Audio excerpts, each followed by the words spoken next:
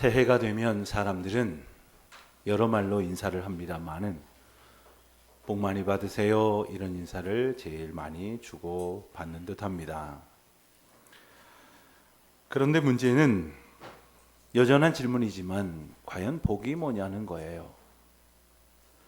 내가 원하는 것을 얻는 것이 과연 복된 것일까? 우리는 늘 생각을 해보아야 할 것이겠습니다. 혹 하나님이 우리에게 원하시는 것과는 동떨어진 헛된 것을 바라고 구하며 살고 있지는 않을까 늘 생각해야 할 것이겠습니다. 그래서 성경 말씀은 우리에게 복 주셨다 하는 은혜의 말씀과 함께 무엇이 복이냐 하는 것을 일러주는 말씀이기도 합니다. 오늘 우리가 함께 읽은 본문 말씀은 에베소서 전체의 서문에 해당되는 말씀입니다.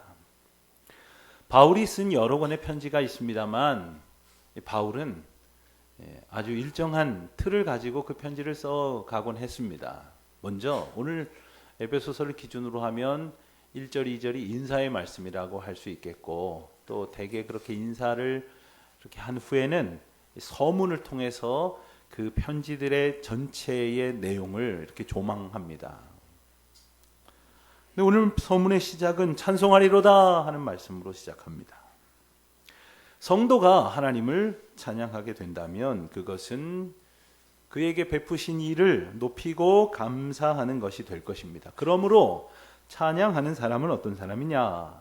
하나님의 은혜를 아는 사람입니다. 저마다에게 행하신 놀라운 일로 감격하며 영광을 돌리려는 사람, 그가 찬양할 수 있는 사람입니다. 또한 바울은 에베소 교인들에게 아주 서두에서부터 아주 강력한 메시지를 전하고 있는데 그것이 당신들은 신령한 복을 받았습니다 하는 메시지입니다.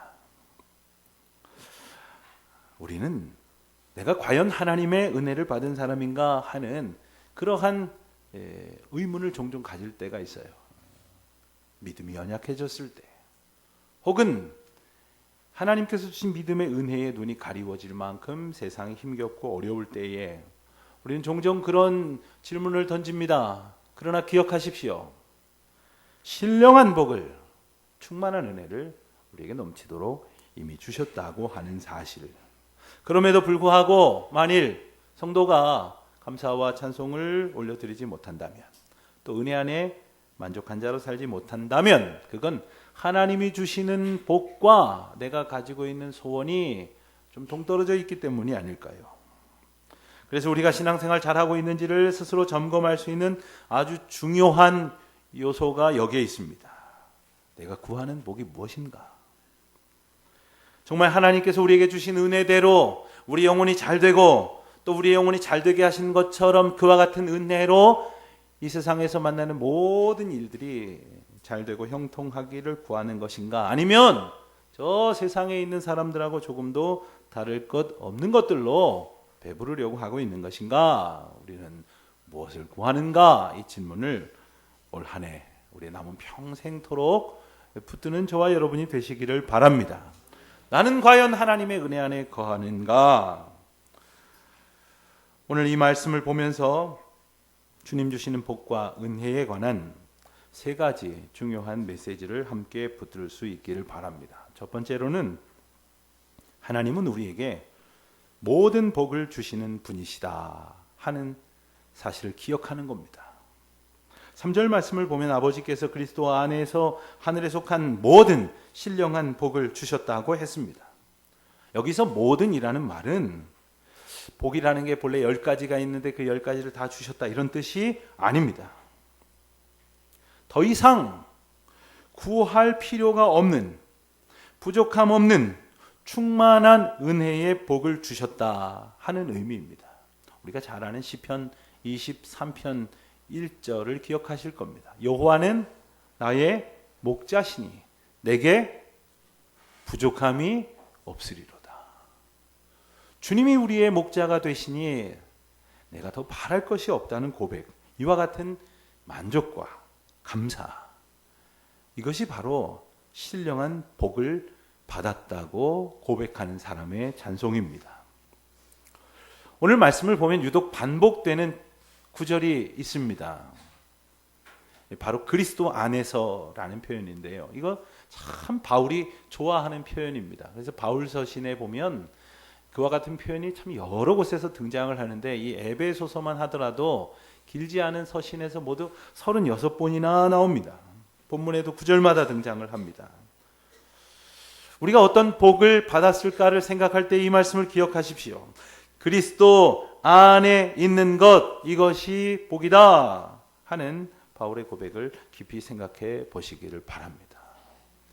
내가 그리스도 안에 있으므로 더 이상 바랄 것도 없고 더 이상 원하는 것도 없다 하는 고백은 그리스도 안에 있는 기쁨을 충만히 누리는 자의 감격에서 나올 것입니다.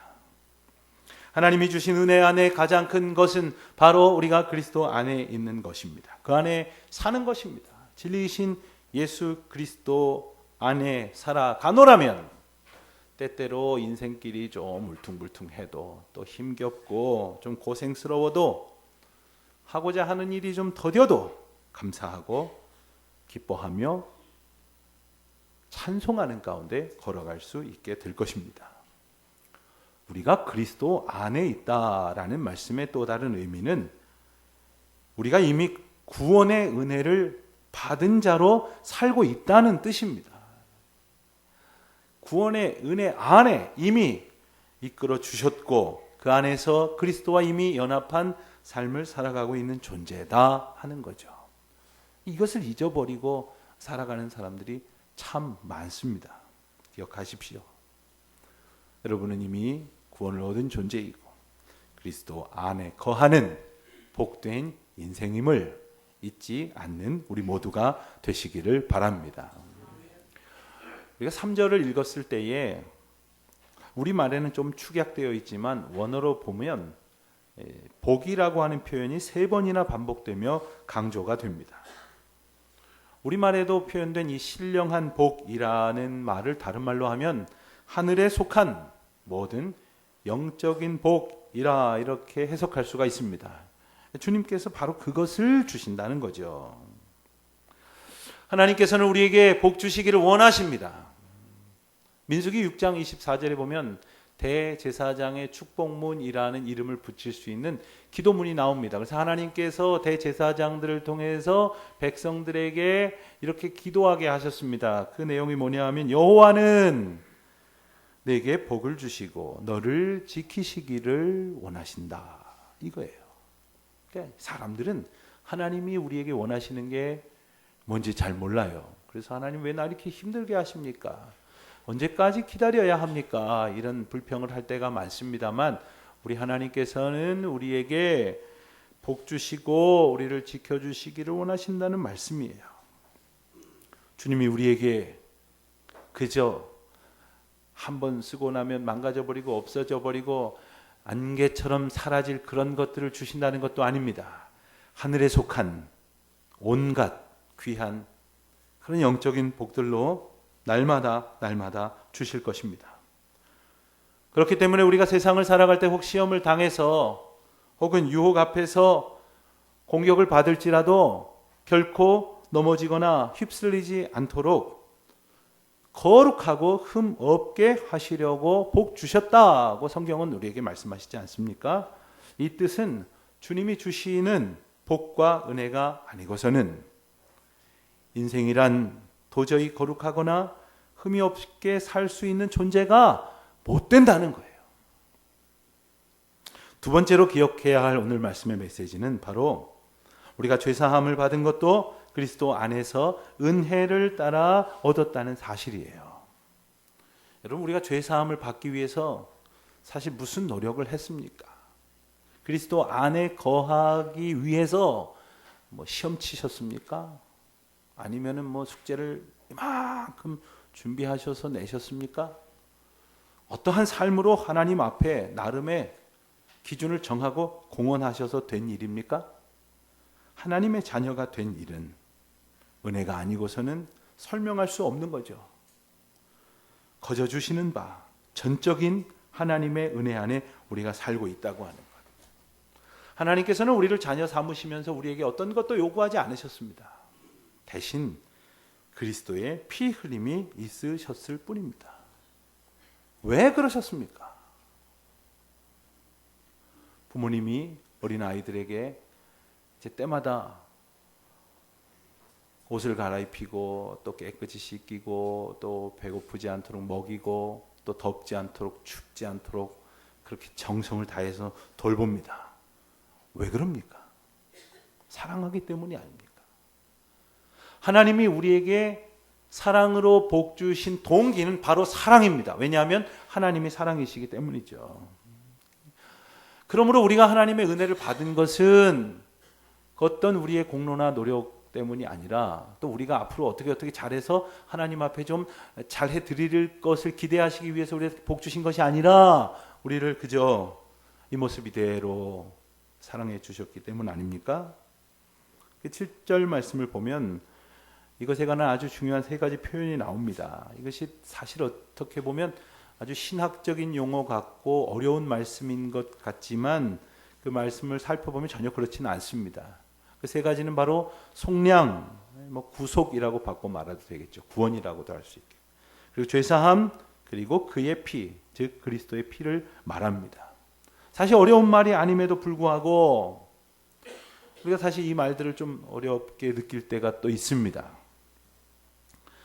우리가 하나님의 사랑을 깨달을 때에 이 말들은 어려운 어떤 신학적인 용어나 주제가 아니라 우리를 향한 하나님의 눈부신 사랑의 증거라는 것을 우리가 알게 됩니다. 속량이라는 말 우리가 잘 쓰지 않는 말이죠. 이 말은 대가를 치르고 구원하셨다 하는 뜻입니다. 요즘은 그런 일이 잘 없습니다만 예전에는 그 유괴 사건들이 종종 있었습니다. 누가 어린아이를 유괴해 갔습니다. 전화를 해서 어린아이를 다시 돌려받고 싶으면 돈을 가져다가 버스 정류장 앞에 갖다 놓으라고 합니다. 아니, 그럴 부모가 없습니다. 그것이 얼마이든 간에 할 수 있는 한 그걸 갖다 놓으려고 하죠. 인지를 붙들고 있는 인질범이 무리한 요구를 해도 그 인질을 구원하기 위해서 온갖 어려운 조건을 다 들어주려고 합니다. 왜요? 그 사람이 귀하기 때문이죠. 그 사람이 내 백성이기 때문이죠. 그래서 돈을 가져오라면 돈을 가져다 놓고 도망가기 위해서 자동차를 대기시키라면 자동차를 대기시키고 심지어 비행기를 준비시키라고 하면 비행기도 준비시키죠. 왜 그렇습니까? 그렇게 해서라도 구해내야 할 만큼 사랑한 존재이기 때문이 아닙니까? 우리 하나님께서 우리를 그렇게 여기신다는 거예요.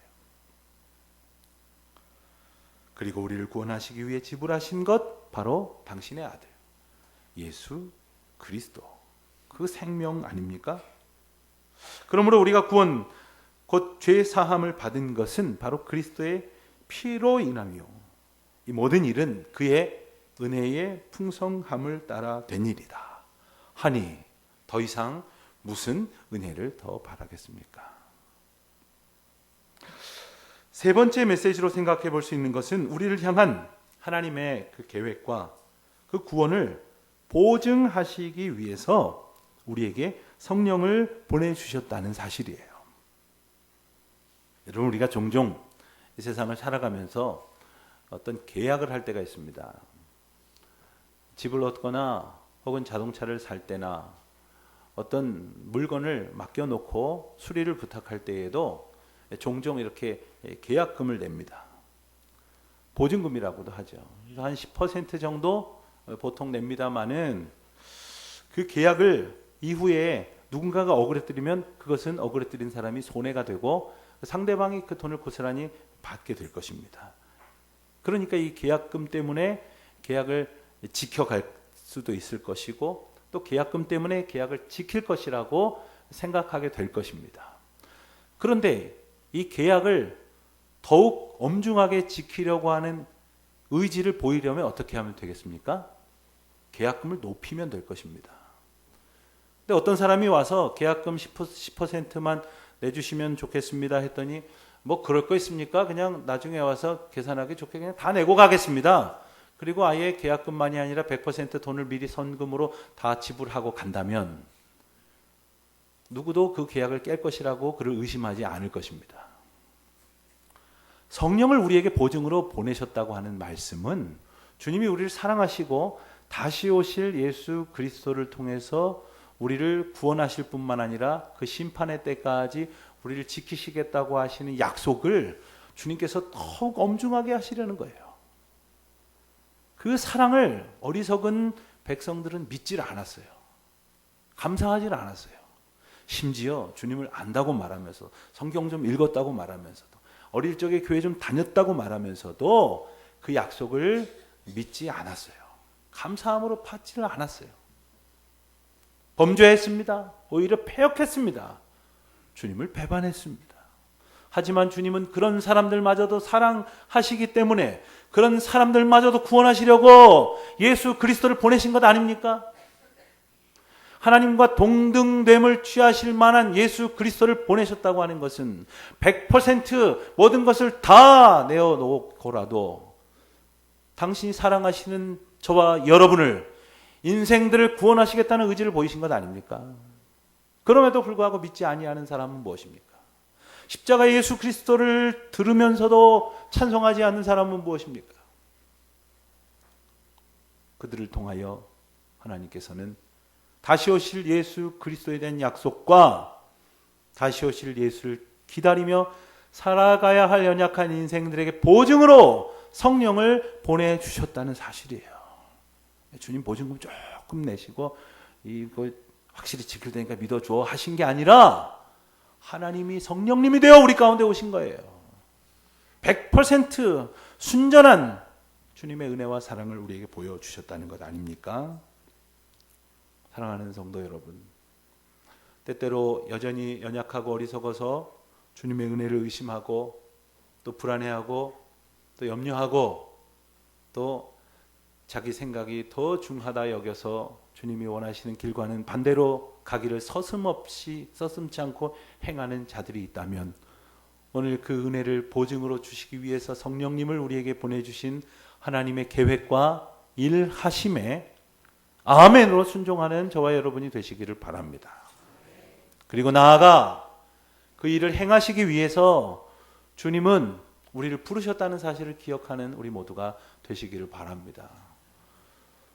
물론 주님은 십자가 예수 그리스도와 성령의 놀라운 능력만으로도 온 백성을 구원하시고도 남습니다. 하지만 우리가 연약하여서 하나님의 말씀을 듣고도 깨닫지 못하였을 때에 하나님께서 예수 그리스도를 보내신 것처럼 또 우리 곁에 하나님의 백성들을 보내주심으로 우리를 인도하셨기에 그 은혜를 힘입어 주님 앞에 나아갈 수 있었던 것처럼 때로는 하나님께서 저와 여러분을 사용하셔서 아직도 이 구원의 소식을 듣지 못한 채 죽어가고 멸망해 가는 사람들을 주께로 인도하시기를 원하신다는 것이지요.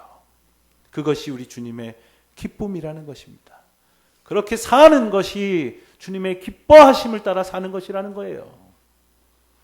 한 해 동안 공부 열심히 해서 좋은 학교 들어가서 또 좋은 직장 들어가서 남들한테 존경받는 자리에 올라서 돈 많이 벌어서 사람들이 부러워하는 사람 되어서 그래서 하나님께 영광을 돌리겠다는 생각은 이제 더 이상 하지 마시기를 바랍니다.